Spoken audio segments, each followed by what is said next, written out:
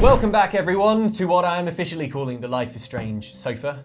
Oh. We are going to talk about theories today. Theories Theory for jam. Life is Theory jam. Theory jam is what I'm going to call it. It's a since theory we're calling jam. things things. I have here an entire laptop full of your theories. We asked for your theories last time we talked about Life is Strange 2 on the channel, and we're going to go through some of our viewer suggestions for what they think might be happening. With no hesitation, let's dive right in. Obviously, beware massive spoilers for Life is Strange 2 Episode 1, and for Life is Strange, the first game, and for Before the Storm. And also, potentially, the end of Life is Strange 2. Who knows? Because if one of these is right, it is unintentionally a spoiler for the entire game. Look, we can't take responsibility for accidentally spoiling the end. Let's dive in. All right, Jane. This comes via commenter Phantom Spanner, who says, and this is something that's cropped up a lot. This seems to be like the dominant theory. Oh, dominant theory. Brody is a disgraced member of the Prescott family. Oh. Explains the weird desire to stop at Arcadia Bay. It's close to the dying mother who he references. The Prescotts are super rich. They are super rich, which he talks about, but the money's run out. I come from a family with money, but no soul. I took off after school and never looked back. Has the money run out because they spent it all on a murder basement? The Prescotts. To be fair, that is quite the investment piece. Yeah, and then it all got messed up. Seized by the cops. What if the murder basement is the only thing left after the storm because it was the only thing approximating like a hurricane bunker in Arcadia Bay? All that's left is a horrible murder basement. Oh God, what if they had to like evacuate everyone down there? Into the and murder basement. Yeah, like everyone get in my hurricane shelter / murder basement. Oh man, I mean that's only a problem if you wiped out Arcadia Bay. Which we did. I like that theory. I could see it being a thing. And that Brody's like the good Prescott son, and everyone else is the bad Prescott son or daughter. There's a lot of people talking about this now. On the Life is Strange wiki, I can't exactly figure out where they've pulled this from, but they give his last name as Brody Holloway. And they don't, in my experience, the Life is Strange wiki, they don't put stuff up there unless they don't they've mess around, those guys. Unless they've pulled it from some tiny thread, bit of like game metadata or something. There's like an ID card in the car or something like that they've seen. So there is some evidence against this, but I do like it. There's a lot of stuff that lines up. It would be nice if there was one nice Prescott, wouldn't it? I mean, sure. Do we know what happens to the Prescott's mum? Because she's not mentioned, is she? Like, Prescott's dad in Life is Strange 1 is pretty present. Because he's the sort of like pretty big wheel in the cracker factory who's making everyone's lives miserable and throwing his money around. Could it be that the mum was absent on account of a long-term illness or something? Could be. Maybe. I mean, it's a little bit weird. Like, how would it work with like Brody's Prescott mother being still alive in both timelines where Arcadia Bay has been destroyed? She was at hospital out of town. Perfect. There you go. Also, bulletproof. No, Brody is travelling off elsewhere, not to Arcadia Bay, but he's travelling off elsewhere to be with his dying mum. Yeah. So clearly she could have been sent away for the best treatment that money could buy, which is why the money's running out. Yeah, could Maybe. be. Could be. He could have changed his name because he doesn't like being associated with the Prescott brand. Yeah, which is fair enough. Fair. Or it could be that maybe the money, like Brody's money, isn't like, oh, he took a trust fund and has like spent it all in his life on the road. Maybe it's that like he's always been funded by the Prescott family, but now their money's run out because Arcadia Bay is struggling, failing, either because it's no more or because it doesn't have Chloe in it. And the business somehow all hinges on there being a Chloe in town. Well, yeah. Okay, it's plausible. I don't think there's tons of evidence for it, but also I can't think of anything that definitively rules it out. Yeah, and which is all we need. Which is all we need, and also it does feel like a kind of Life is Strange thing to do, just an eerie coincidence that ties it together. And you know what? Just finally, the thing I like about it the most is that it would put a little bit of a rough edge on Brody, because we were talking about him being like too perfect, being an angel, being a genuine, honest-to-God angel. But yeah, I don't know. He might have inner turmoil about his family life. Yeah. It would put an interesting spin on him. Yeah, a little bit of shade. A little bit of shading on his character there. Shade. Maybe. Jane, do you want to read the next one? Okay. Regular commenter Andy McP says, Life is Strange 2 theories. I think the superpowers in the series are given to people by the spirit of a deceased person. Daniel's must come from his dad, but they also must be for some kind of purpose we aren't sure of yet. For example, I think Rachel gave Max her time powers because she knew Chloe was about to die and wanted Max to save Chloe's spirit in some sense of the word. So, the theory there is, where do the powers come from? They come from a dying friend. You're gifted it by a dying person. I like it. Yeah. I really like it. I like the idea that like Daniel's explosive destructive powers in Life is Strange 2 were given to him like a fraction of a second beforehand by his dad somehow. Like it's some kind of transference of love or protection or something like that. Leapt out of Daniel's dad. Yeah. It almost makes more sense, that idea, in Life is Strange 2, because you can imagine the dad like, last moments, Daniel's right there, must protect the little one or something, and like there's some kind of powerful universe love transference that means Daniel then explodes a policeman. Not super helpful, but yeah, it kind of works. I had always assumed it was just like a latent X-Man type ability. Me too. That comes out under an stress. Intense, pressured situation, which is borne out by the events of the games. But so is the theory that it's a gift from a fresh ghost. A fresh new ghost. A great new ghost, hot off the press. It's a little bit harder to square in the case of the original Life is Strange, though, I think, because I like the idea that Rachel gave Max the time powers to save Chloe, but Rachel hasn't met Max, and there's quite a lot of distance between. How would it make that hop? Yeah, exactly, between Rachel's death. Although, unless Rachel's just like hovering around as an invisible ghost. The deer. People reckon that the deer that you see through Life is Strange is supposed to be like Rachel's ghost or Rachel's spirit. I don't know how that ghost deer would get into the toilets. But, okay, so the deer that we assumed was like Max's Patronus because she's so doe-eyed and Bambi-like is actually Rachel's ghost. Rachel's ghost that conferred her time powers. But then where's the animal form Patronus ghost that gave Daniel his powers? What kind of animal did Daniel's dad become? It's that raccoon that you see in the woods. Daniel, come check this out. What? Be quiet. He'll take off. Ooh, raccoon. Well, Life is Strange does like the emblematic animals. I know. I like this theory because it gives some sort of explanation as to where the powers come from. And often we've talked about or theorized like what will the powers be used for, or how do they all like tie together, but we've never really thought about where they come from, which actually is the biggest question, because Life is Strange is set in our world where superpowers aren't a thing, as far as I know. So I don't know. I like that this theory tries to offer an explanation. I like where it. They come from. I don't know if I'd bet on it. I do really like it, but I wonder how it squares with the idea that what's causing all the ruckus towards the end of Life is Strange 1, i.e. what's about to devastate the town, is just the fact that Max using the powers that were given to her. Because that's heavily implied, if not outright stated, that the cataclysm is happening because she's messed with time, and she's like hey, I'm just using the powers that were given to me by a fresh ghost. Yeah. Not even a fresh ghost, like at that point, a few years old ghost. Well, look, if nothing else, this has given us the phrase fresh ghost. Fresh ghost. So, Hashtag fresh ghost. Hashtag fresh ghost. So it's a good theory for that, if nothing else. All right, you ready for another one, Jane? Yeah. Hebrew Hammer 86 says their mother, as in Sean and Daniel's mother, named Karen, as I recall, was the person who accidentally killed Chris's mum from Captain Spirit. Running from a vehicular manslaughter charge would be a reason for suddenly disappearing. Ooh. And they never caught whoever it was who killed Chris's mother. Either way, feels like they are being super vague with her so far, but she's clearly not dead, so I feel like she will be met, or what happens to her will be explored.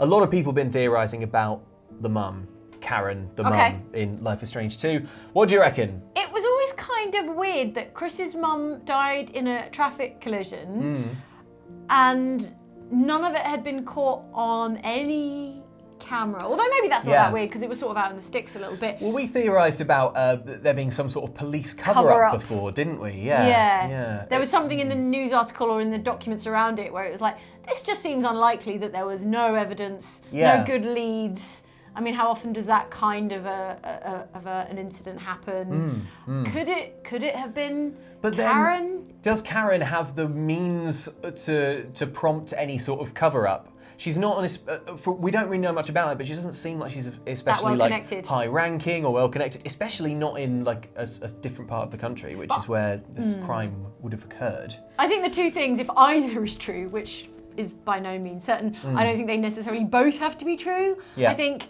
it could be that Karen caused that accident and then fled the scene. Although, would it be so bad to go to prison for manslaughter rather than abandoning your children forever and never ever seeing them again?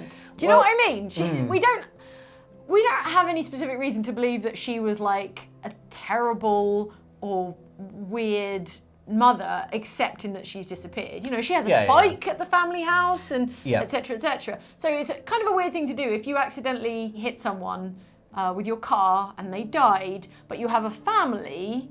It feels like, wouldn't you face the music rather than going on the run forever and abandoning your whole life? That seems so extreme. I think so. I think, as with all things, and we are definitely guilty of this, Jane, but with Life is Strange, so much is left unanswered and so much is left even like unquestioned. Like, it's really tempting to take everything that you don't know and assume that it connects up to something else you don't know. It's not that intertwiney. The main thing with this is, like, I absolutely think that we are going to see the mum come back. I think she's got more to do.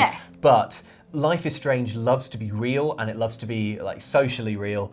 I think that when we meet the mum, my personal feeling is that she's just going to have left in a straightforward way. Like Rachel Amber's mum. Like Rachel Amber's mum. In the straightforward way that actually does happen. What if it was Rachel Amber's mum?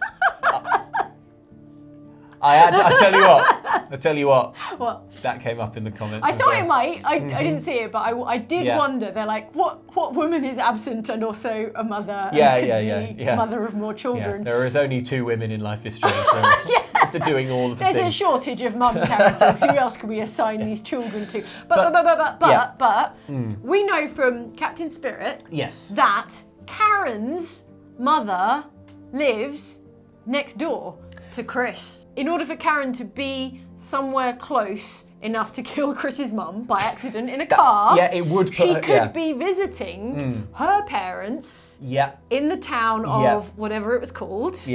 Spiritsville, USA. Spirit Town, She could have been visiting her mum, and that's where the road accident happened. Yeah, it is. It does place her at the scene, if you like. Although I would say there's a guilty. Guilty. I'd say there's a massive question mark over whether Mrs. Reynolds is anything to do with like Sean and Daniel in terms of blood relation. Oh, I thought we resolved this. Isn't it in the wiki or something? Well, she says you have like one of the conversations you can have with Mrs. Reynolds, who is like the nosy neighbour in Captain Spirit. I say nosy neighbour, she's trying to save, like... She's trying to do the right thing. She's genuinely being intrusive on an abusive family. And that's the kind of family where you're like, well, why did no one say anything or do anything? Like, she's the neighbour that's trying to do something. You know, like, and actually, my gut feeling is that she is just a do-gooder, and actually I think she's going to take in Sean and Daniel, and she's not related to them at all, but she's going to say that, like, these are my grandkids, so that it doesn't, like, you know, arouse suspicion. In actual fact, they're not blood relatives. That she's just sheltering them. Yeah, that sort of works. Yeah, that's so strange, because I definitely made that part of my headcanon. That is officially Sean and Daniel's blood relation grandmother. We don't really know that yet. Okay, good. I'm glad we cleared that up. Does she seem like the kind of person to you who would cover up for a pair of fugitives on the run? Yes. She wants to look after kids, but also, as we mentioned in the last video, an adult who wants to look after kids might be the adult who says, let me negotiate a surrender, because I don't want you to keep on running until something really bad happens. Maybe she's going to be really helpful and kindly, and she's going to sort of swoop in and be really helpful and nice. But then at the end of episode 2, there's going to be she wants to turn us in. Or she's already called the cops. She's already called the cops. We got to bail. Maybe. It could be, like we were saying about Brody, he's so well-meaning and so pure, and everything he does is good, and all his motivations are good. What if Mrs. Reynolds, she's a character whose well-meaning, whose motivations are good, But also, she's trying to shop them to the police without their consent. And she's like, you guys go to bed, I've made you cocoa and everything will be fine. And she's like, come and get them, come and pick up the kids, I've got them. Yeah, maybe what the game wants is in each episode to show you a different adult and how different adults view that situation, like that impossible to find the right thing to do situation. Yeah. Also, what if when Daniel saves Chris from falling out the treehouse, what if Mrs. Reynolds sees that out the curtains and he's twitching the curtains and freaks out because she's like, what did I just see?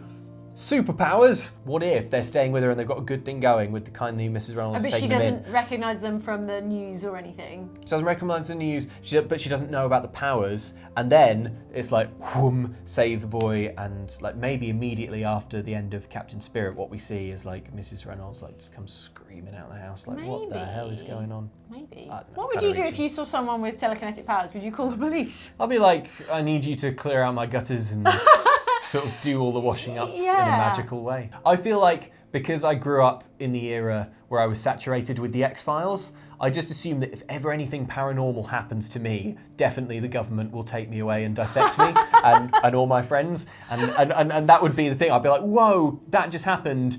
The world needs to know eventually, but if I make too big a fuss, we're definitely like it's going to be dissection central over here. I mean, that makes a lot of sense. If you could fly, it's not like everyone would be like chill and cool and be like, hey, well done, you can fly. They're like, we need to understand, with or without your consent, how you can fly. So get in this van. Get in this van, get dissected. The thing with dissection in that situation where they're like, oh, super, or like, E.T., let's dissect it and find out about the air. Like, what if you don't? What if you dissect him to find out why he can fly? And it's like, it actually seems normal. I didn't think you meant literally dissect. I thought you meant, run experiments on. No. You mean literally dissect. It's always a this boy right can fly. This boy can fly. Let's find out how. He's clearly got some kind of air sacs going on inside. Where's his flight gland? Let's pull him apart. You've got a really low opinion of the scientific method, hey? I grew up watching like E.T. and the X-Files, and the government's going to swoop in. It's going to stamp on Mulder's camera, and then it's going to dissect all the children. Okay, fine. That's what the government does, Jane. Commenter Summer O'Neill says, I think this is not the first time Daniel manifested his powers. I thought it was very odd that Sean didn't really respond to the cyclone of stuff around Daniel when he learned the truth, and he seemed to know how to calm the powers. I wonder if that's because he's seen them before when Daniel was little. Maybe Daniel, when he was a toddler, had one of these telekinetic fits when their mother left, and the father made Sean promise never to tell him. So that is an opposite theory to the one that we just discussed, which is that actually Daniel has had his powers for a lot longer, and Sean knows or is familiar with them. Thinking back now, Sean is pretty chill. Also, he's got a Star Wars poster on the wall, right? Okay. It's not officially Star Wars, but it looks like Sean lives in the pop culture Marvel Cinematic Universe world. Sure. If he sees telekinetic superpowers. Yeah. He's a 16-year-old kid who'd be like, I know exactly what this is. It is telekinetic superpowers. If you walk in on that situation, I feel like Sean has seen the X-Men, right? So he would walk into that situation and be like, this is some psychokinetic. So clearly some superpowers have happened here. You've gone wrong, mini Xavier. Yeah, exactly. Oh wait, he's not telekinetic. Who's telekinetic? Xavier's telekinetic. No, he's psychic. Is he? Oh, he can do it all. Jean Grey. Jean Grey. You've gone wrong, Jean Grey. Yeah, Jean Grey. Yeah. You've gone full Phoenix. Yeah. Calm down. No, I like it. I suppose it is notable that they never have a specific conversation about what the heck is going on, except for right at the end, I think. Little baby Diaz bro says, am I a monster? And then big bro Diaz is like, no. So that sort of sounds like a continuation of a conversation. Yeah, that's a good point, because I feel like if Sean was seeing these powers for the first time, you would still say, no, you're not a monster to your little brother, because it's a kind thing to say. But the way he said it, you're right, it did feel like, it's like, no, this is a problem that I know about. We've been through this. We've been through this. Remember what Dad said? You're not a monster. That kind of thing, maybe.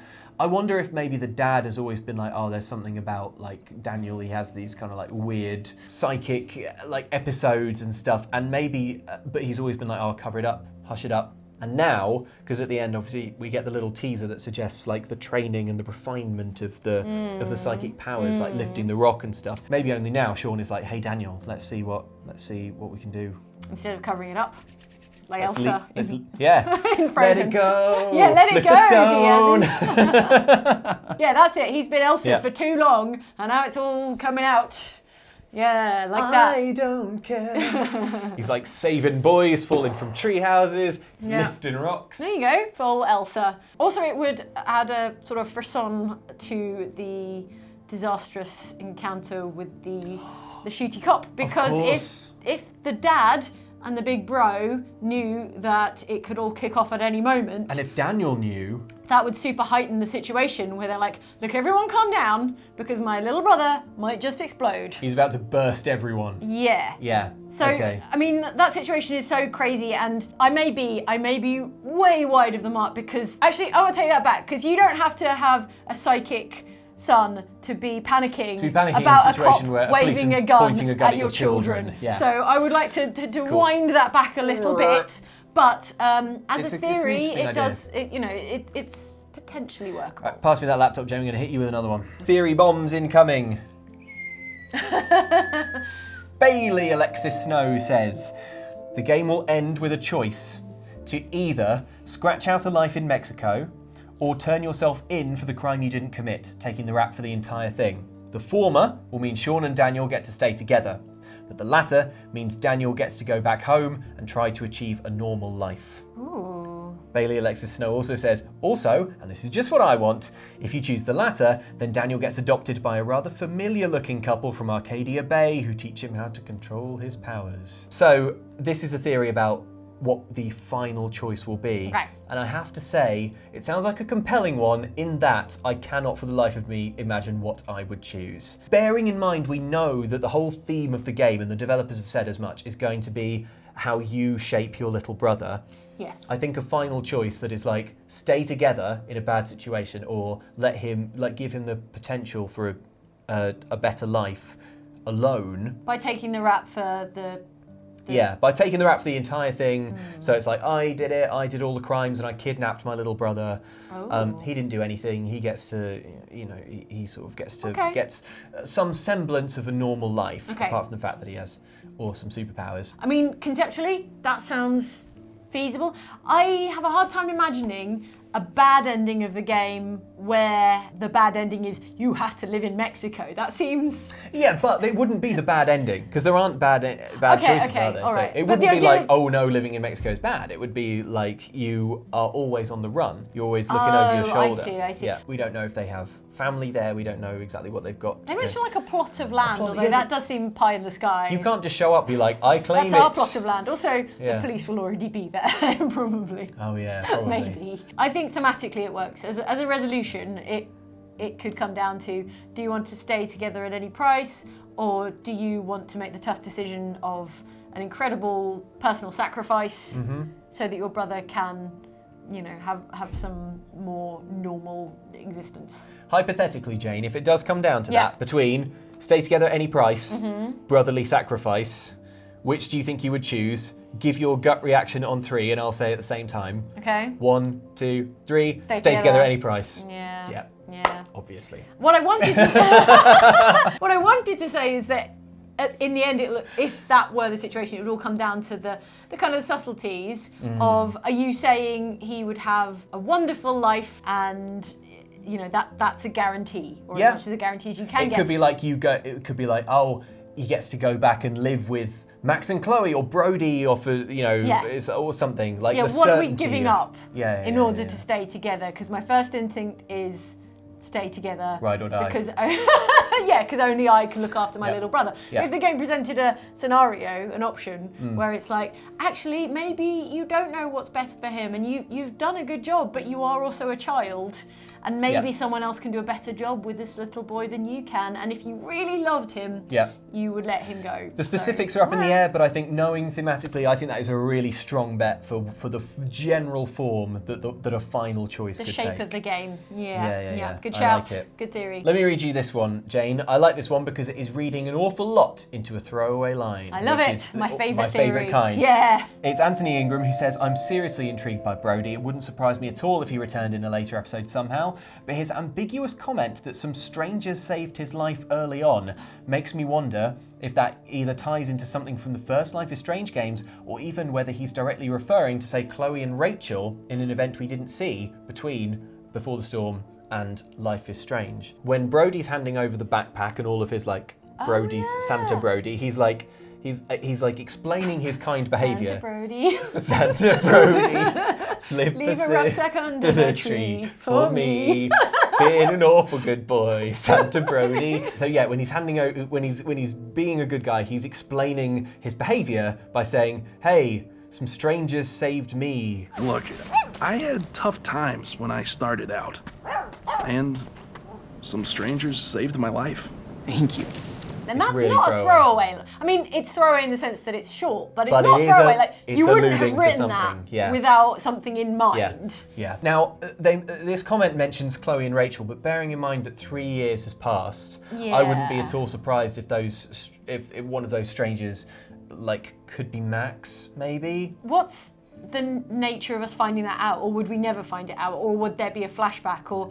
What's the point of alluding to it if we're never going to be shown it? And if we're going to be shown it, how are we going to be shown it? I think the only way we would find that out is if Brody comes back and explains a bit more of his backstory, or if we bump into, on the road, the strangers who helped him. That, if I had to put money on it, that sounds more feasible. That sounds more Life is Strange-like. But also, it would be staggeringly unlikely that two kids who were just blundering south through all of the USA would find the two strangers who happened to have helped and they another stranger. To mention it. Yeah. So I don't know. It's really, really difficult because part of me thinks that we're not going to see Max or Chloe. We're never going to get another reference to Life is Strange 1. They were like, here's Arcadia Bay. Yeah. You happy? There we go. Done and dusted. Our hands are clean. Most of these, overwhelmingly, what people want from reading through these theories, not just the ones that we've selected here, is people want Max and Chloe. They want it to tie in a more serious way, and that's definitely what I want as well. But is it what I want, or is it just what I... What do you think you want? Is it we don't know what we want. Don't give us what we want. Yeah, but that line... I mean, it's meaningful. Yeah, absolutely. Dollars to donuts. It's a meaningful line. And it does seem unlikely that you're just going to run into the people he was talking about. Although stranger things have happened in Life is Strange. Life is Stranger Things have happened. Life is Stranger Things. Yeah. Okay. What if you're carrying his backpack? Is it distinctive?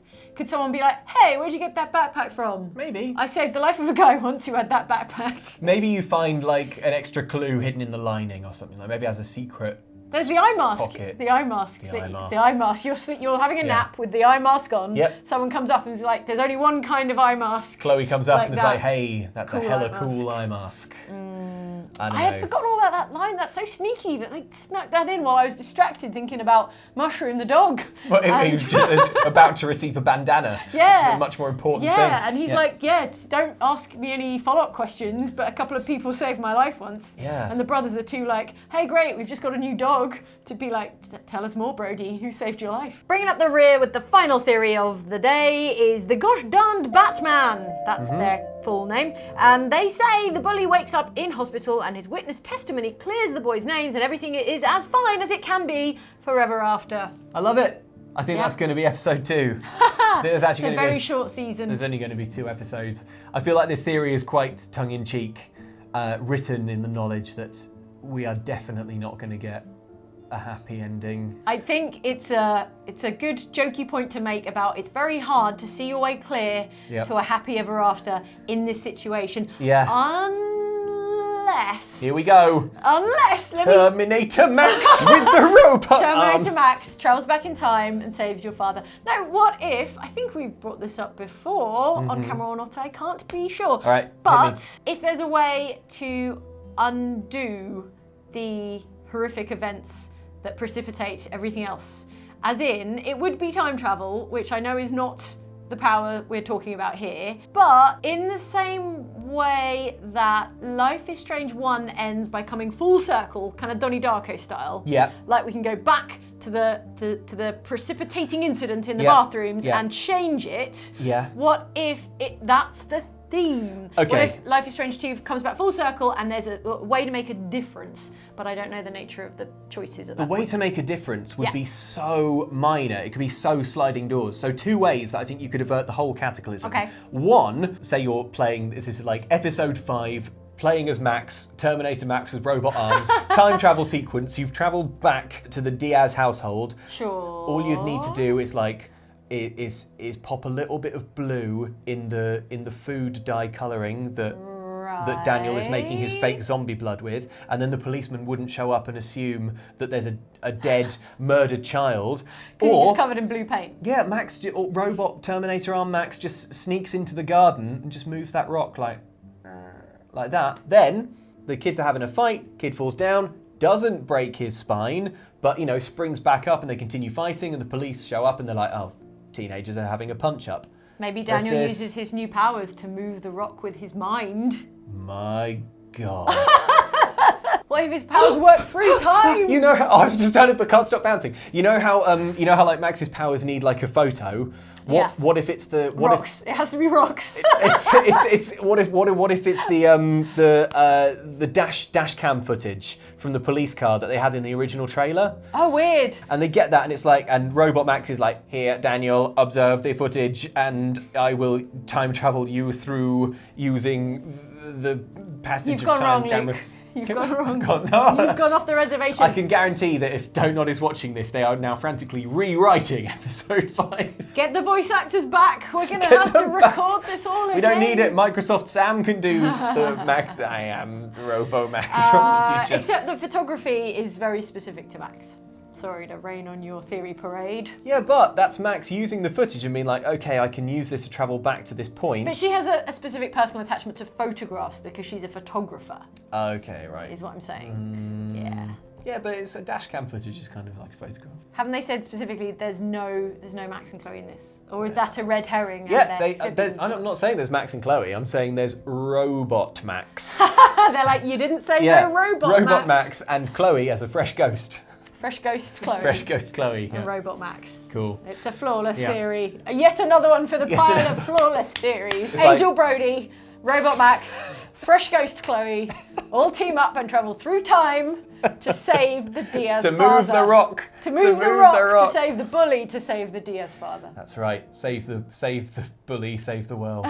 Well, I think with that we have clearly, definitely should now stop talking about Life is Strange 2 theories, because we started being like, oh, what if the grandma's related? That's sensible. And now it's like Robot Max. Thank you so much, everyone who offered your theories. We did read them all. There were some really, really amazing suggestions. I'm sorry that we didn't have time to get to them all, but we picked those because they hit a lot of beats. A lot of people wanted to talk about Max. A lot of people wanted to talk about Brody and could he be a Prescott. So we just tried to hit all of the main themes that you guys were talking about. But thank you so much. Please feel free in the comments below to let us know what you think. If any of these theories have made you go oh my gosh, yes, that seems totally possible. Let us know, and let us know if you have any other theories. But for now, I think we should just say that Life is Strange 2.